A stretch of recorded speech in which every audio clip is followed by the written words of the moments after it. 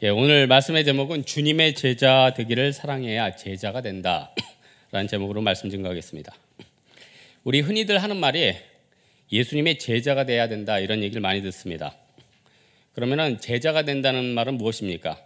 여러분, 제자가 된다는 말은 한마디로 좋은 겁니다. 왜냐, 스승이 있다면은 그 스승은 제자에게 무엇을 줍니까? 자기가 가진 가장 좋은 것, 노하우 이런 거 전수하지 않겠습니까?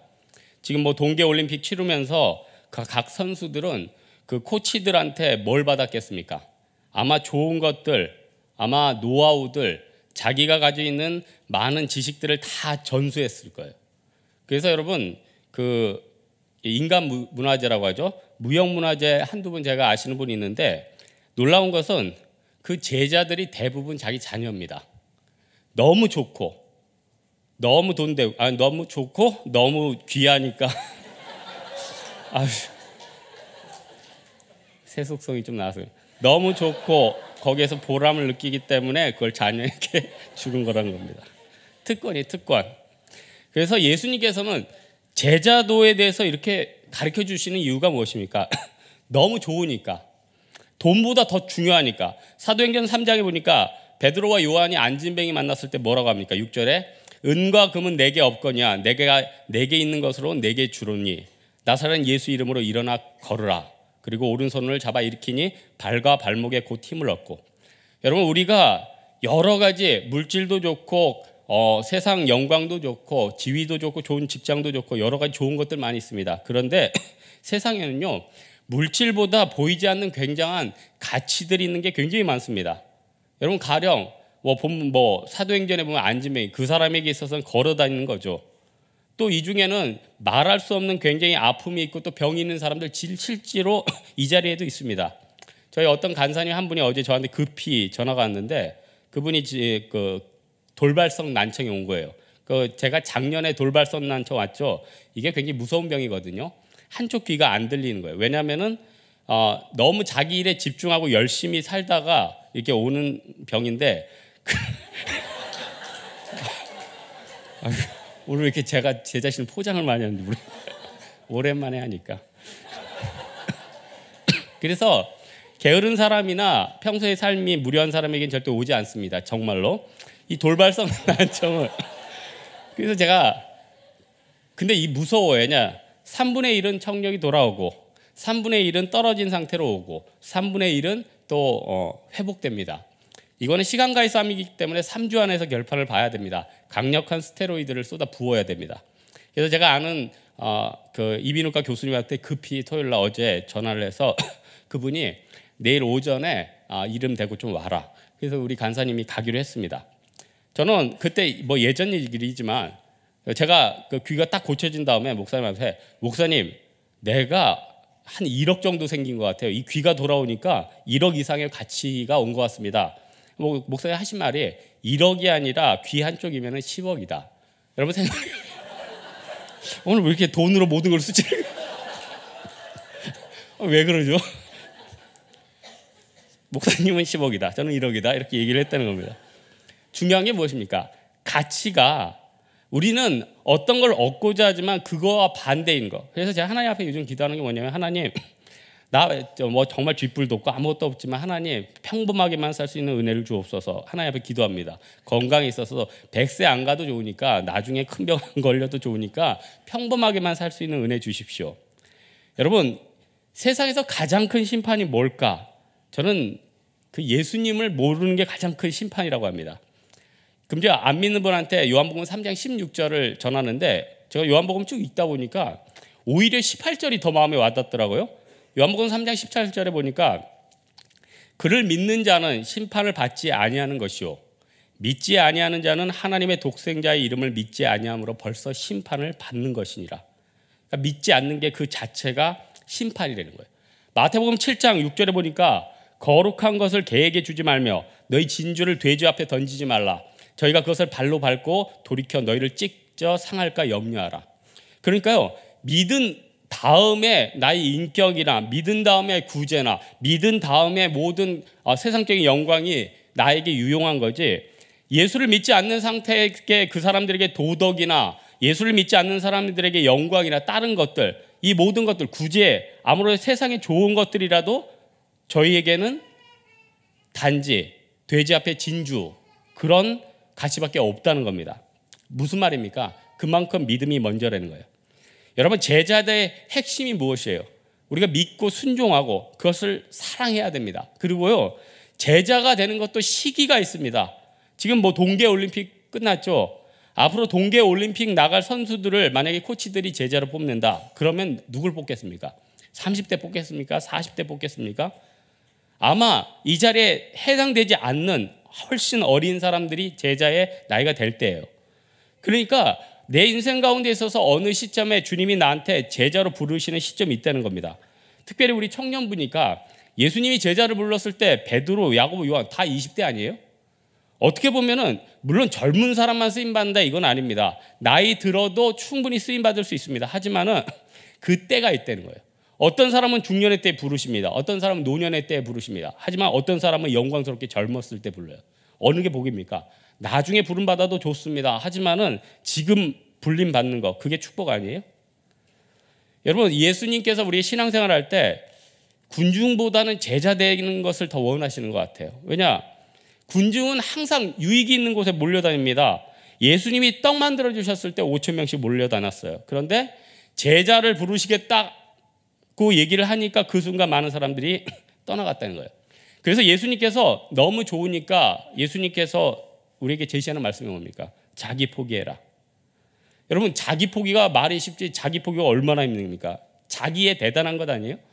만약에 내가 어디 상처를 입었다, 내가 뭐 어떤 시험에 떨어졌다, 내가 어떤 일을 하다 안 됐다, 내가 뭐 어떻게 투자를 했는데 안 됐다, 그러면 나에게 있어서는요, 내 감기가 때로는 다른 사람의 중병보다 더 크게 느껴질 수 있다는 거예요.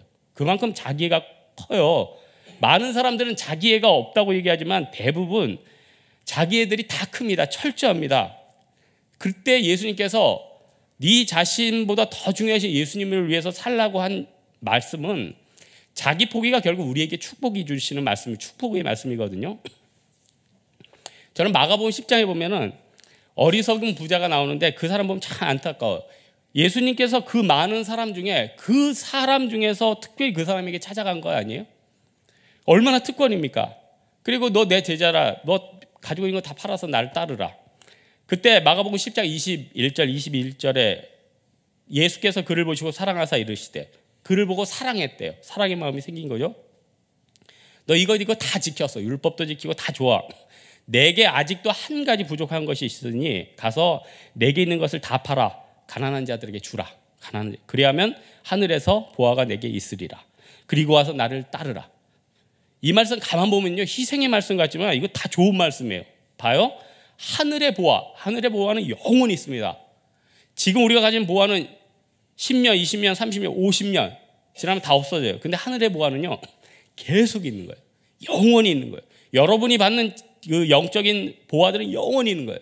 새벽에 봉사하는 거, 나가서 전도하는 거, 이거 하늘의 보화 다 영원히 있는 거예요. 얼마나 가치 있습니까? 하늘의 보화가 내게 있겠다. 그리고 더 중요한 게 뭡니까? 네가 있는 것을 다 팔아 가난한 자에게 주고 나를 따르라. 어떤 사람 예수님 따르고자 했지만은 예수님이 12제자를 안 부르는 사람도 있잖아요. 근데 나를 따르라. 엄청난 예수님의 제안 아니에요? 그리고 더 중요한 게 그를 보시고 예수님이 사랑했대요.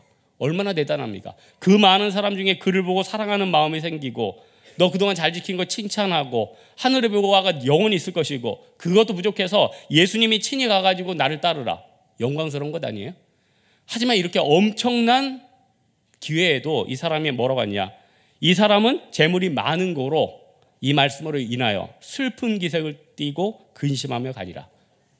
자기도요, 뭔가 느낌이 영원한 천국, 좋은 거 이건 알아요. 그런데 이것도 놓기 싫은 거예요. 만약에요, 이 부자가 나중에 영안이 열렸다 그러면은 사실 자기가 있는 부나 이런 것도 그렇게 크게 안 보일걸요. 이 중에요, 어떤 사람은 이거 준비하고 저거 준비하고 잘 안 풀리는 거 있죠. 아직 왜 그것 때문에 연연하고 가슴 아파하고 힘든지 아십니까? 내가 그 예수님 너무 안 크게 보이는 거예요. 예수님이 크게 보이면 사도 바울 같은 고백합니다. 세상이 배설물로 보이는 거죠. 여러분, 사도 바울이 가말리엘 문화에 얼마나, 사람 저희 뭐 조그만 거 하나 얻어도 우리 자랑하지 않아요? 저도 뭐 조그만 거 뭐 한식 자격증, 생활체육 3급 이거 뭐 설교 때 100번 들었죠. 조금만 있으면 자랑하고 싶어져요. 그리고 더 쌓고 싶어져요. 하지만 영원한 천국 가운데 과연 그것이 네 인생에 무엇이 유익하겠느냐? 필요 없어도 하나님이 채워주실 거 많다는 겁니다. 사도행전 5장 보면은 아나니아 삽비라 왜 안타까운 사람입니까? 초대교회 당시에 얼마나 많은 이적과 축복들이 있었습니까? 그때 부활하신 예수님보다도 돈이 눈에 보이니까 밭을 판 돈이 더 크게 느껴지니까. 그래서요 우리는요 신앙의 성령의 충만함과 또 특별히 물질적인 건 11조 회개 이런 거 없이는요 마음에 자유함이 없습니다. 그러니까요 어떻게 보면 신앙은 뭐 아니면 좋은 거예요. 내가 다 버리고 예수님 길을 따라가든지 회색지대가 없는 거예요. 근데 회색지대가 없으면 어떤 게 더 큽니까? 또 이제 신앙의 선배들 보면은 또 다 버렸더니 다 주시거든요. 또 안 주실 때도 있고. 그래서 중요한 건 뭡니까? 그 사람한테 합당하게. 그래서 여러분 예수 안 믿는 사람들한테 자기 포기 중에 가장 큰 게 무엇입니까? 회개 아니에요? 회개? 사도행전 2장 38절에 베드로가 이르되 너희가 회개하여 각각 예수 그리스도의 이름으로 세를 받고 죄의 사함을 받으라. 그리하면 성령의 선물을 받으리니.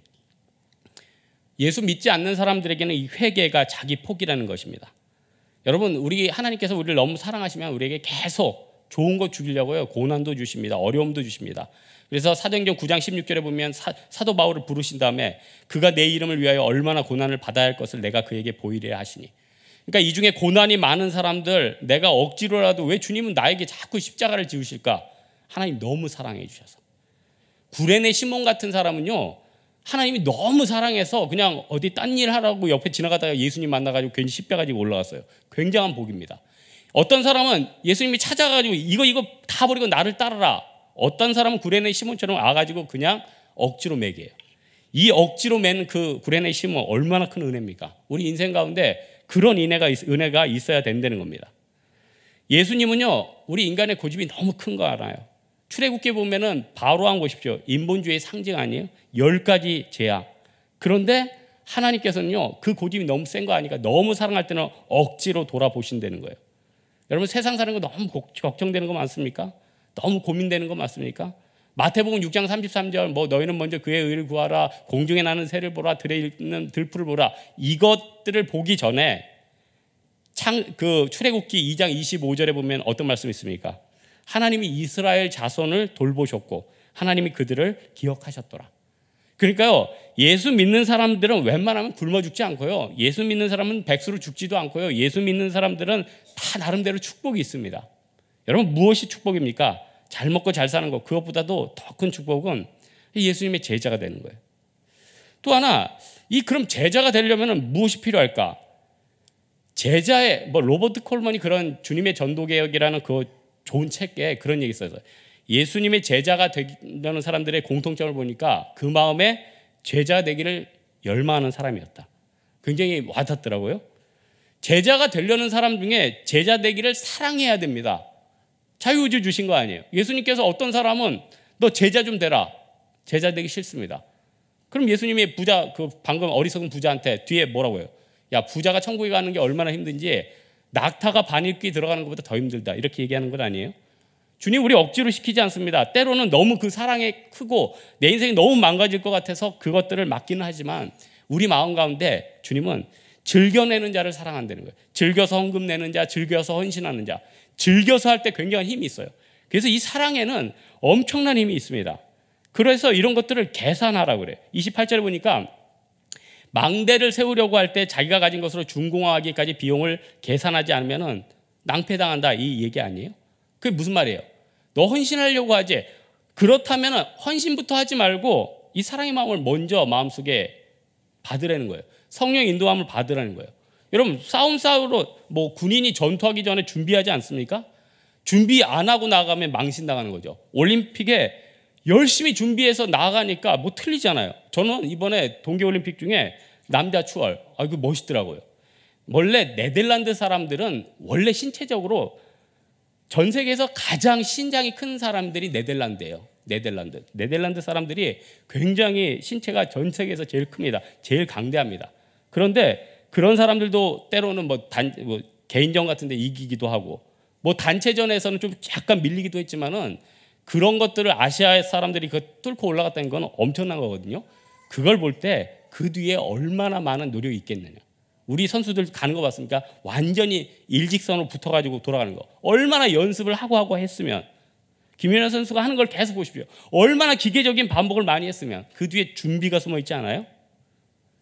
여러분, 우리 나라 아시아에 뭐 100층 넘는다는 건물이 많은데 북한이 유경호텔인가 그 100층짜리 지금 만들어놨죠.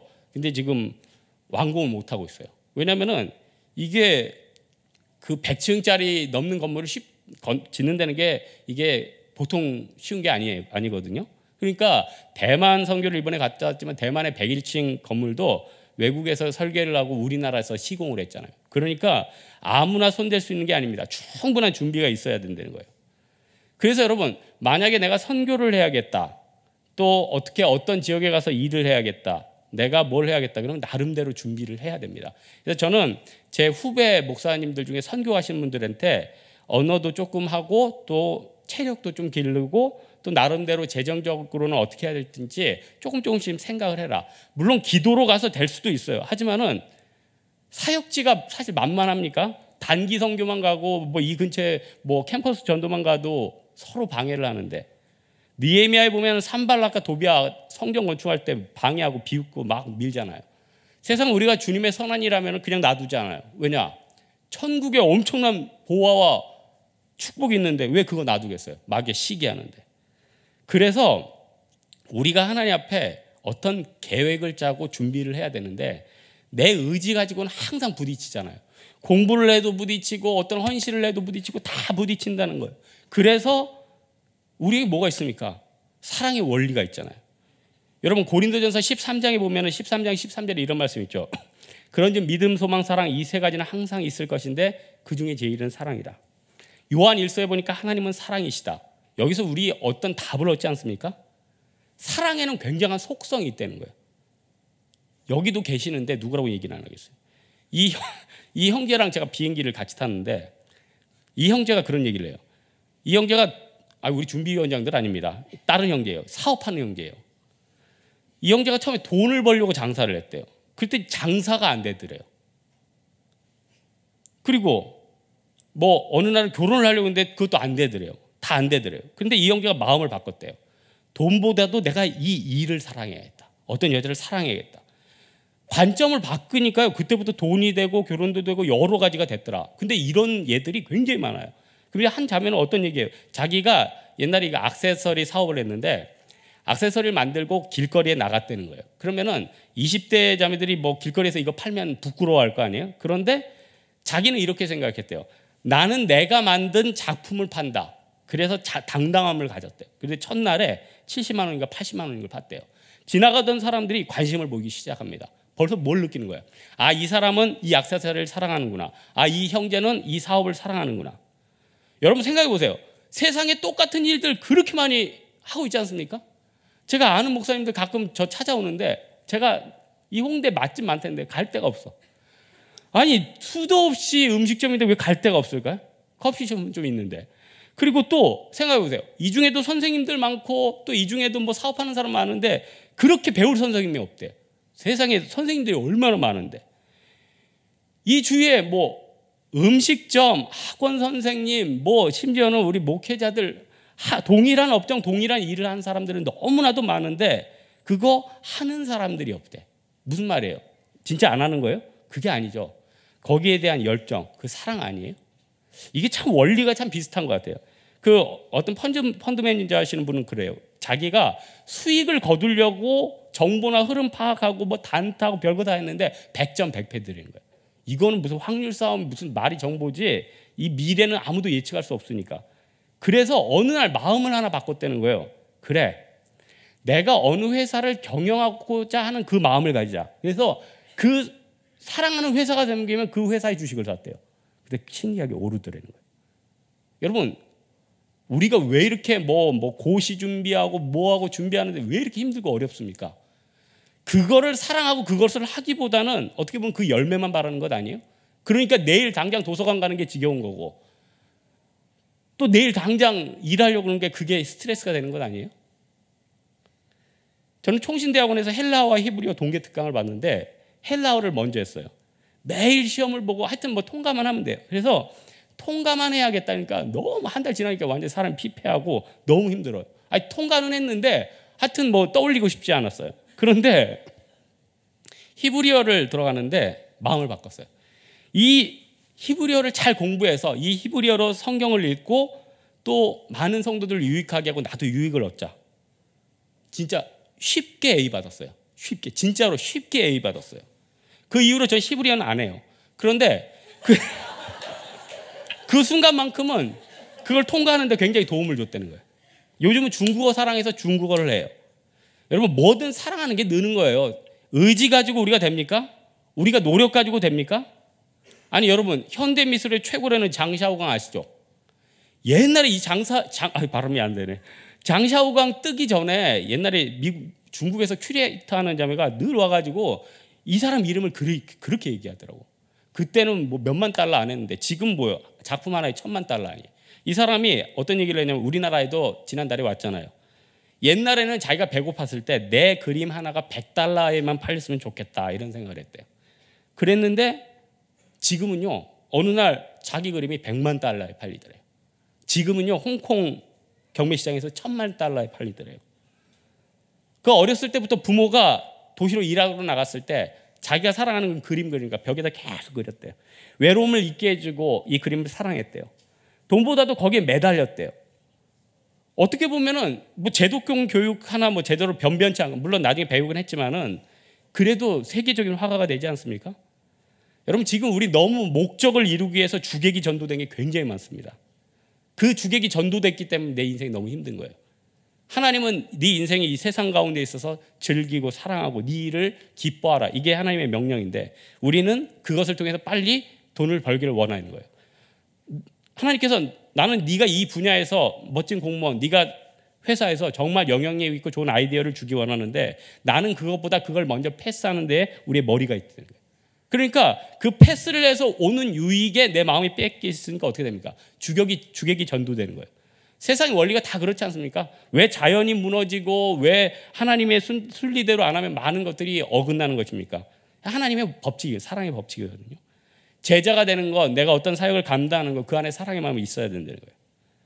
마지막으로 한 가지만 더 살펴볼 것은요. 하나님께서는 내가 제자가 될 때 또 주의 사역을 할 때 세상에 일을 할 때 늘 방향을 다 잡기 원하신다는 거예요.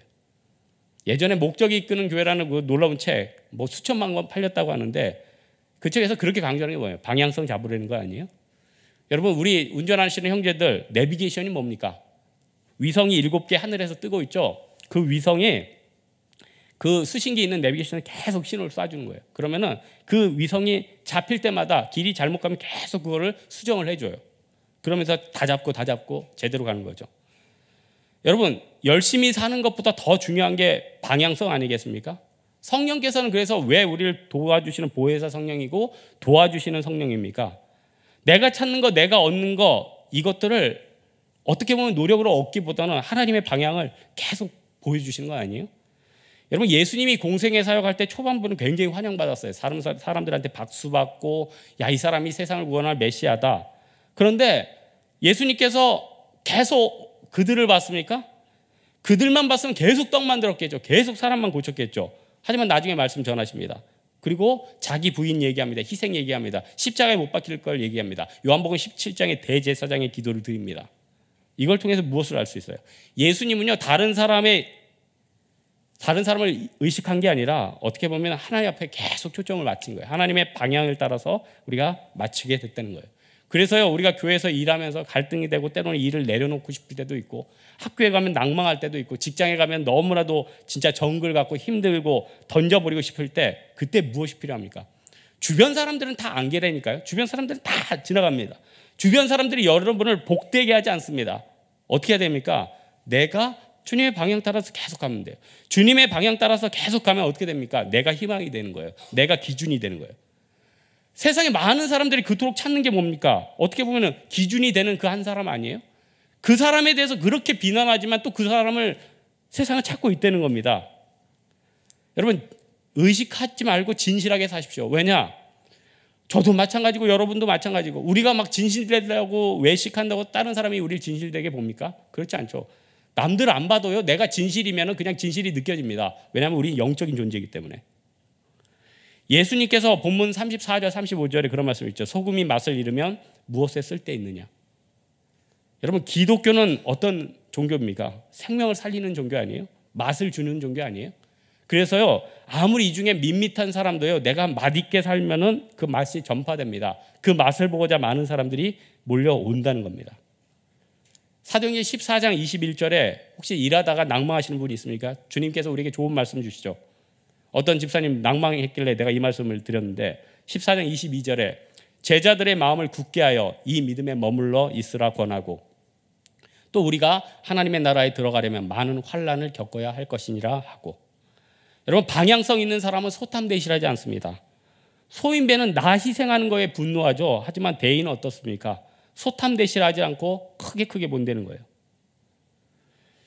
오늘도 우리 희생하고 또 어려운 거 여러 가지 있고 내가 어느 방향으로 달려가야 될지 모르는 사람들 또 어려운 사람들 많이 있지 않습니까? 마음에 눌리는 사람들 있지 않습니까? 여러분을 이 자리에 오게 하신 게 누굽니까? 성령님 아니에요? 도저히 내가 세상에 가서는 견딜 수 없다. 여기서밖에는 그 진짜 하나님이 주시는 답을 얻을 수밖에 없다. 온 것 자체가 축복이라는 거예요. 오늘 말씀의 결론을 맺고자 하는데 제자가 되는 것은 희생보다 특권이에요. 우리에게 희망을 주는 말씀이라는 겁니다. 여러분 제자가 돼서 영안이 열리게 해달라고 우리 한번 같이 기도합시다. 그러면요 세상에 썩어질 것들은 뒤로 가고요 내가 그 안에서 길이 보인다는 거예요.